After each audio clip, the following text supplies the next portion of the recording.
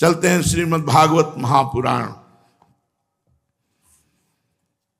भगवान सच्चिदानंदमय श्री कृष्ण की 16,108 महलों की दिनचर्या देखी देवर्षि नारद जी ने। आखिरी महल में गिर पड़े और भगवान के चरणों में त्राहिमाम नाथ। तो भगवान ने कहा, देवर्षि नारद, मैं धर्म का उपदेशक हूं, इसीलिए स्वयं धर्म का पालन करके दिखाता हूं, उसका अनुष्ठान करता हूं, उसका अनुमोदन करता हूं। इसलिए संसार को धर्म की शिक्षा देने के उद्देश्य से मैं प्रत्येक महल में धर्म का आचरण करते हुए तुम्हें दिखाई दिया। मेरे प्यारे पुत्र देवर्षि नारद, मेरी योग माया देखकर मोहित मत हो जाना। महलों में कैसे मिले? चरण धोया और इसी और एकांत में कैसे मिले? मेरे प्यारे पुत्र, मेरी योग माया देखकर मोहित मत हो जाना। और धर्म का उपदेशक वही है जो धर्म का जो उपदेश कर रहा है वही आचरण धारण करे। इसलिए मैं धर्म का उपदेशक हूं, तो धर्म के आचरण का भी पालन करता हूं। भगवान श्री कृष्ण गृहस्थों को पवित्र करने वाले श्रेष्ठ धर्मों का आचरण कर रहे थे। देवर्षि नारद जी ने अलग अलग महलों में भगवान को अलग अलग अनुष्ठान करते हुए अलग अलग शक्तियों के पास देखा। भगवान की अनंत शक्तियां हैं। योग माया का परमेश्वर बार बार देखकर देवर्षि नारद के विस्मय और कौतूहल की सीमा न रही। द्वारिका में भगवान श्री कृष्ण गृहस्थ की भांति ऐसा आचरण करते थे मानो धर्म, अर्थ और काम रूप पुरुषार्थों में बड़ी श्रद्धा रखते हों।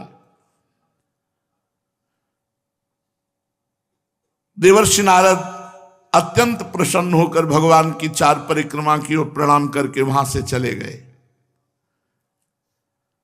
श्री सुखदेव मुनि जी कहते हैं, राजन, भगवान श्री कृष्ण सारे जगत के कल्याण के लिए अपनी अचिंत महाशक्ति योग माया को स्वीकार करके इस प्रकार मनुष्यों की सी लीला करते हैं।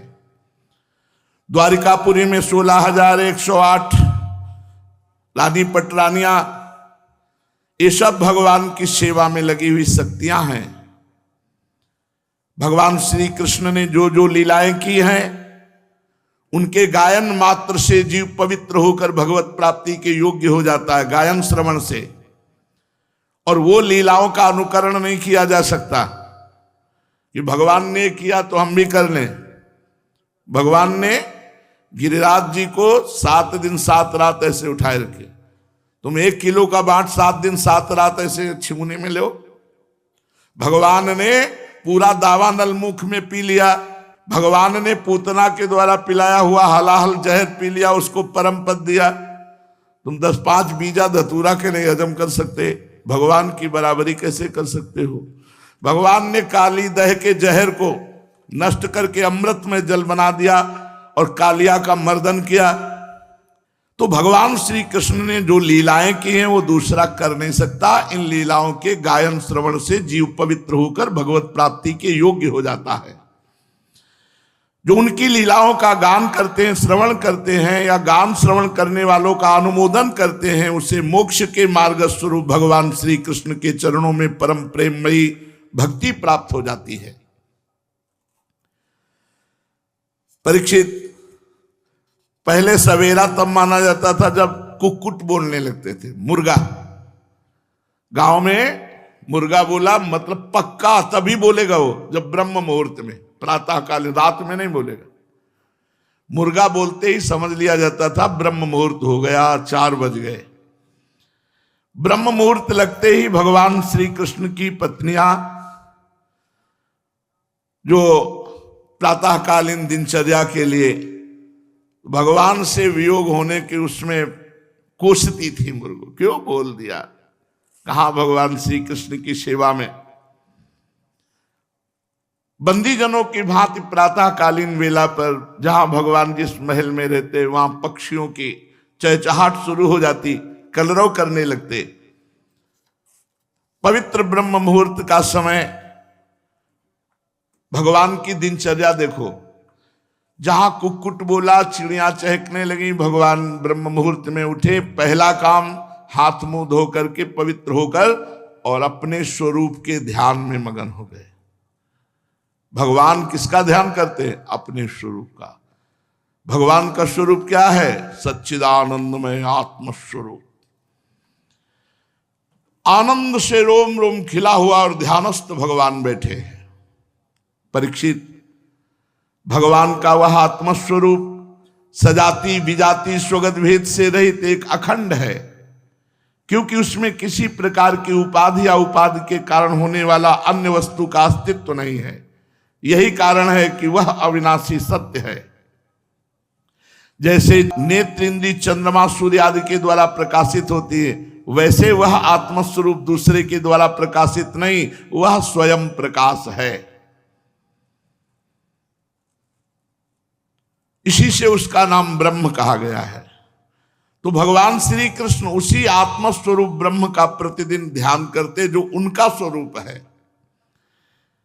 ध्यान के बाद अर्थात सबसे पहले चाहिए कि सैया से उठते ही किसी से कोई बात न करे, ऐसे समय में उठे, हाथ प्रक्षालन करे, कुल्ला करे, मुंह धोए और चुपचाप बैठ जाए और अपने नाम जप करें, गुरु मंत्र जप करें। अगर आप गृहस्थ हैं, गृहस्थ आदि के भोग स्वीकार किए तो बिना स्नान किए गुरु मंत्र ना जप करें।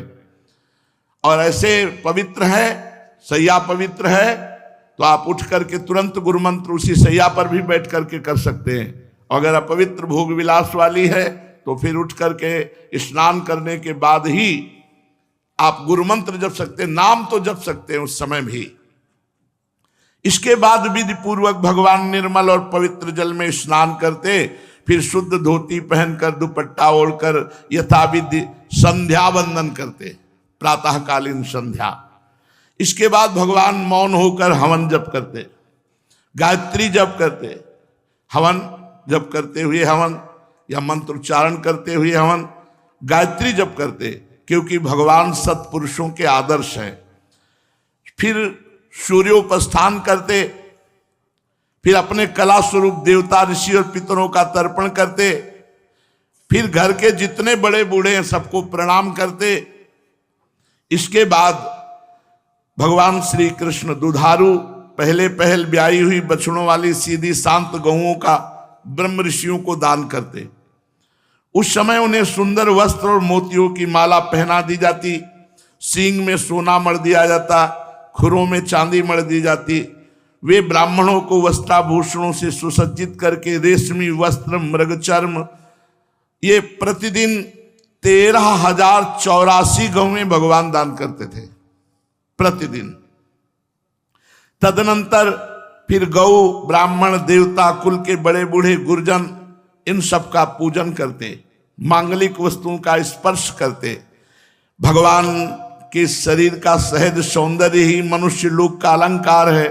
फिर भी जब वे दिव्य पीतांबर वस्त्र, कौस्तुभ मणि और पुष्पों के हार, चंदन, दिव्य अंगराग से विभूषित करते, बहुत ही सुंदर। इसके बाद घी में अपना मुख देखते, फिर दर्पण में अपना मुख देखते, फिर गाय, ब्रह्म ऋषि और देव प्रतिमाओं का पूजन करते, फिर अंतःपुर में रहने वाले जितने भी लोग हैं उनकी इच्छा पूछते और उनकी कामनाओं की पूर्ति करते। पुष्पमाला, तांबूल, चंदन, अंगराग आदि पहले ब्रह्म ऋषियों को अर्पित करते, फिर स्वजन संबंधियों को, फिर रानियों को, फिर बची हुई वस्तु अपने प्रयोग में लाते भगवान, क्योंकि घर के मालिक को ऐसा करना चाहिए। भगवान ये सब करते होते तब तक दारुक नाम का सारथी सुग्रीवादि घोड़ों से जुता हुआ अत्यंत अद्भुत रथ ले आता और प्रणाम करके भगवान के सामने खड़ा हो जाता। इसके बाद भगवान श्री कृष्ण सात्यकी और उद्धव जी के साथ अपने हाथ से सारथी का हाथ पकड़कर रथ पर सवार होते, ठीक वैसे ही जैसे भुवन भास्कर भगवान सूर्य उदयाचल पर आरूढ़ होते हैं।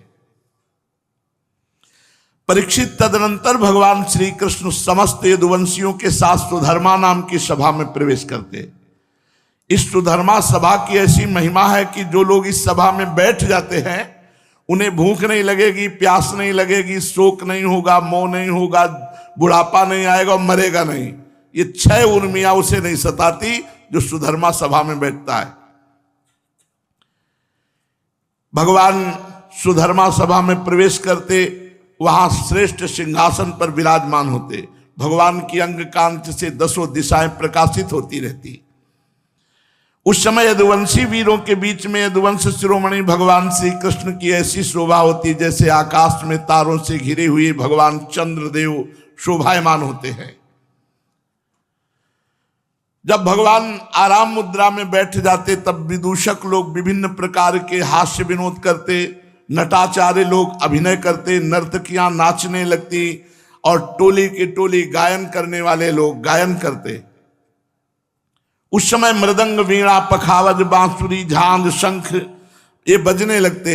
सूत मागध बंदीजन नाचते गाते भगवान की स्तुति करते। कोई कोई व्याख्या कुशल ब्राह्मण वहां बैठकर वेद मंत्रों की व्याख्या करते। कोई पूर्वकालीन पवित्र कीर्ति नरपतियों के चरित्र कह कहकर भगवान को सुनाते। ये सब हो ही रहा था कि द्वार पर एक आवाज लगी।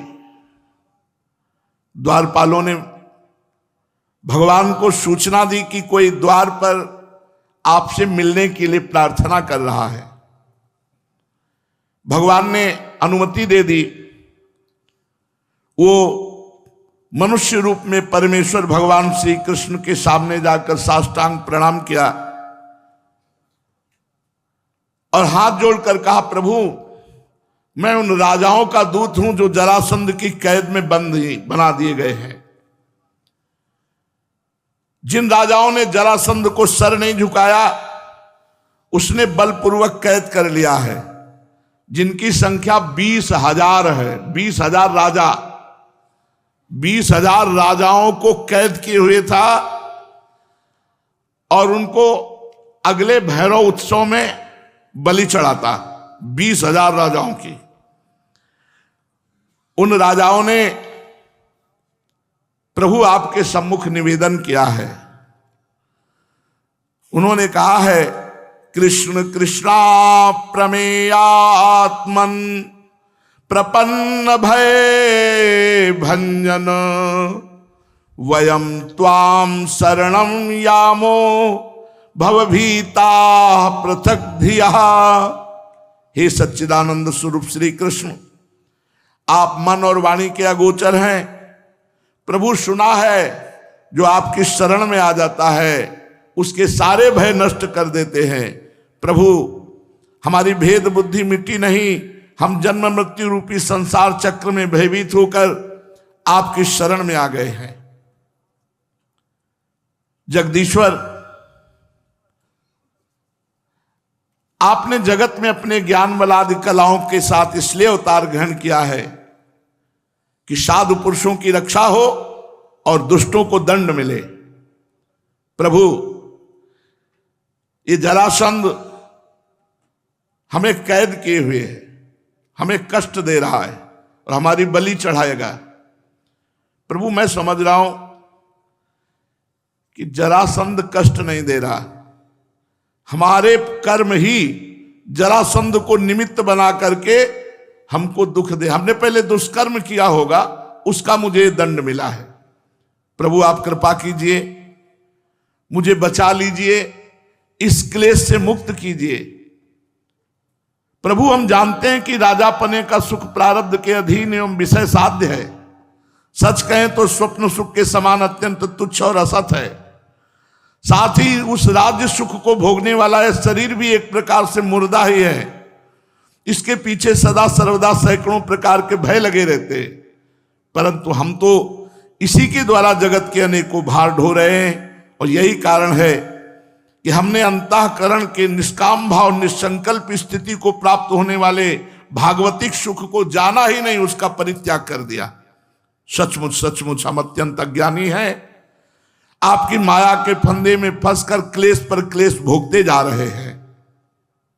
भगवान आपके चरण कमल शरणागत पुरुषों के समस्त शोक और मोह को नष्ट कर देने वाले हैं, इसलिए आप ही जरासंध रूपी कर्मों के बंधन से हमें छुड़ा लीजिए प्रभु। ये अकेला जरासंध 10,000 हाथियों का पावर रखता है, शक्ति रखता है। हम लोगों को जबरदस्ती ऐसे बंदी बनाया जैसे सिंह भेड़ों को घेर लेता है। चक्रपाणे, आपने 18वीं बार जरासंध से युद्ध किया, 17 बार तो उसका मान मर्दन करके उसे छोड़ दिया, परंतु एक बार इसको भ्रम हो गया कि वो आपको जीत लिया है। प्रभु, हमें पता है आप मनुष्यों का साचरण करते हुए हारने का अभिनय किया, परंतु इससे इसका घमंड बढ़ गया है। हे अजित, हम आपकी शरण में हैं, आपकी प्रजा हैं, अब जैसी इच्छा हो वैसा करो। ऐसा राजाओं के दूत ने सुधर्मा सभा में विराजमान भगवान से विनय की। श्री सुखदेव जी कहते हैं, परीक्षित, राजाओं का दूत इस प्रकार कह ही रहा था कि उसी समय परम तेजस्वी देवर्षि नारद जी, जिनकी जटाएं बिजली की तरह चमक रही थी, ऐसा मालूम हुआ मानो भगवान सूर्य उदय हो गए हों। सबने देवर्षि नारद को नमस्कार किया और भगवान श्री कृष्ण ने भी सभा में देवर्षि नारद को प्रणाम किया। देवर्षि नारद आसन स्वीकार करके बैठ गए, तब भगवान ने उनकी विधि पूर्वक पूजा की। अपनी श्रद्धा से उनको संतुष्ट करते हुए मधुर वाणी में कहा, देव ऋषि,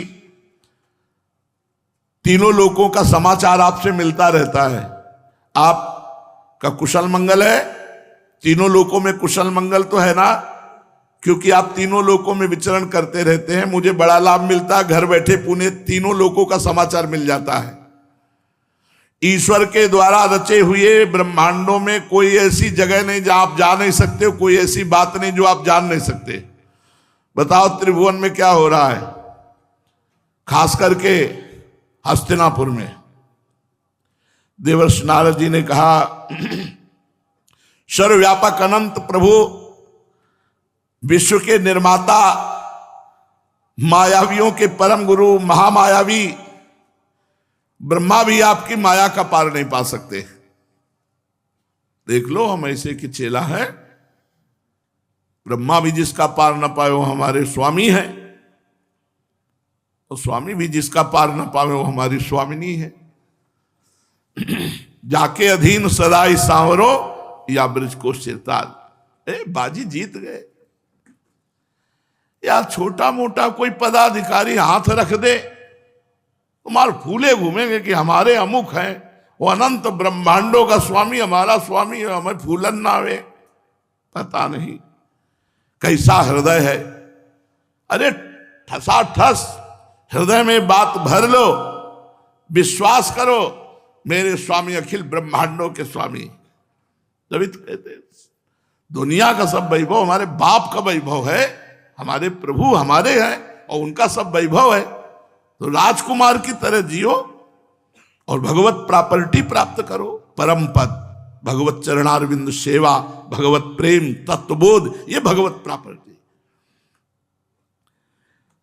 प्रभु, ब्रह्मादि भी आपकी माया का नहीं पार पाते। मैंने एक बार देखा है आपकी माया, मैंने आपकी माया का देखा प्रभाव, इसलिए मुझे कोई आश्चर्य नहीं हो रहा जो आप ऐसे पूछ रहे हो कि जरा समाचार सुनाइए, त्रिभुवन में क्या हो रहा है या हस्तिनापुर में क्या हो रहा है। प्रभु, माया के एक संकल्प में सृजन, पालन और संहार होता रहता है। कब क्या करना चाहते हो आप, ये किसी की भी समझ में आज तक नहीं आया। कब क्या करना चाहते हो आप, आपका स्वरूप सर्वथा अचिंतनीय है। बस हम तो केवल आपके चरणों में बार बार नमस्कार करते हैं। शरीर और इससे संबंध रखने वाली वासनाओं में फंसकर जीव जन्म मृत्यु के चक्कर में भटकता रहता है। ये नहीं जानता कि ये मानव शरीर केवल इसी शरीर से मुक्त होने के लिए मिला है। ये मानव शरीर केवल शरीर से मुक्त होने के लिए मिला, जन्म मरण से। इसका एक ही उद्देश्य है, भगवत प्राप्ति। प्रभु, आप स्वयं पर ब्रह्म हैं, फिर भी मनुष्यों किसी लीला का नाट्य करते हुए मुझसे पूछ रहे, इसलिए मैं फुफेरे भाई और आपके प्रेमी भक्त राजा युधिष्ठिर क्या करना चाहते मैं आपको सुनाता हूं। इसमें संदेह नहीं, ब्रह्मलोक में किसी को जो भोग प्राप्त है वो महाराज युधिष्ठिर को मृत्यु लोक में प्राप्त है, क्योंकि वो आपके दास हैं। ब्रह्मलोक में जो बड़ी साधनाओं के बाद किसी को भोग प्राप्त होता है वो मृत्यु लोक में महाराज युधिष्ठिर को प्राप्त है, क्योंकि वो आपके दास हैं। फिर भी युधिष्ठिर जी में कोई कामना नहीं है, अपने आप संपत्ति ऐश्वर्य वैभव। प्रभु उसी संपत्ति ऐश्वर्य वैभव में वो राजसूय यज्ञ के द्वारा आपकी आराधना करना चाहते हैं। आप कृपा करके इस अभिलाषा का अनुमोदन कीजिए। भगवान श्रेष्ठ यज्ञ में आपका दर्शन करने के लिए बड़े बड़े देवता और यशस्वी नरपतिगण एकत्र होंगे। प्रभु आप स्वयं विज्ञानानंद घन ब्रह्म है। आपका नाम श्रवण कीर्तन ध्यान ये अंत्यज को भी पवित्र कर देता है। फिर जो आपका दर्शन और स्पर्श प्राप्त करते हैं उनके संबंध में तो कहना ही क्या है। त्रिभुवन मंगल, आपकी निर्मल कीर्ति समस्त दिशाओं में छा रही है। जैसे आपकी चरणामृत धारा स्वर्ग में मंदाकिनी, पाताल में भोगावती और मर्तलोक में गंगा के नाम से प्रवाहित होकर सारे विश्व को पवित्र कर रही है। सुखदेव जी कहते परीक्षित सभा में जितने यदुवंशी बैठे थे वो सब इस बात को जानना चाहते कि दो बातें एक साथ आई भगवान के पास। दूत ने आकर 20,000 राजाओं के बचाने के लिए निवेदन किया जो जरासंध की कैद में थे। देवर्षि नारद ने निवेदन किया युधिष्ठिर जी महाराज राजसूय यज्ञ कर रहे हैं, आपका दर्शन चाह रहे हैं। अब जरासंध पर चढ़ाई की जाती है या राजसूय यज्ञ में? उद्धव जी भगवान के प्रधानमंत्री हैं, प्रधान सलाहकार। श्री कृष्ण ने तनिक मुस्कुराकर मीठी वाणी में उद्धव जी से कहा, उद्धव तुम मेरे हितैषी सुहृद हो, शुभ सम्मति देने वाले और कार्य के तत्व को भली भांति समझने वाले हो, इसलिए हम तुम्हें अपना नेत्र मानते हैं। तो रास्ता दिखाओ, इस समय हमें क्या करना चाहिए।